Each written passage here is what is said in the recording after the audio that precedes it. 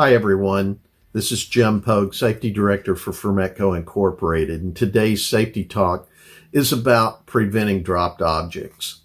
Now, we do make every attempt to prevent things from falling and being dropped from structures when they're being worked on by putting things like tow boards on decks to prevent something from being kicked off. But in the time that I've been in the outdoor industry, I cannot count the number of times that I've had complaints from people who have had dropped gripper rods or gripper bars, hit cars, hit trucks, almost hit people on the bottom of a billboard that was being worked on.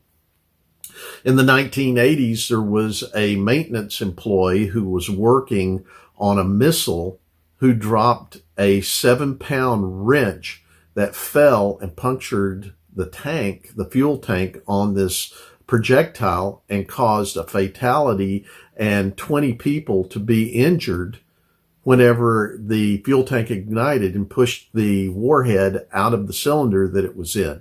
So dropped objects are a big deal, and OSHA does take it very serious. And there's a few different things that you can do that are recognized ways to help prevent dropped items from becoming an issue.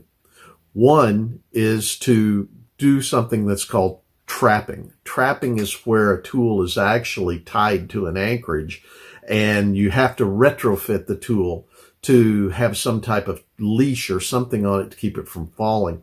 The other is tethering, which a lot of people are familiar with. Tethering is just putting some type of attachment on a hammer or a screwdriver and having it either attached to an anchorage point, or sometimes if it's light enough, it can be attached to the worker on their wrist or a strap on a harness or a waist belt even.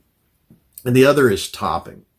Topping is having a container or some type of open area where you have nuts and bolts or other pieces of material that you're working with up on the structure that you're either hoisting up or you're wearing a pouch that you're taking it up with you on.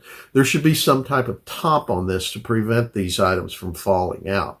So with those three different steps, you could prevent a great number of things from falling from heights and injuring someone or destroying somebody else's property.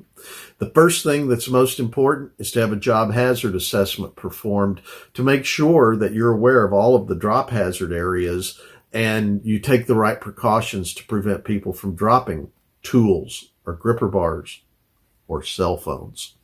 With that, that's today's safety talk. If you have any questions, feel free to reach out to me at jimpogue@fermetco.com.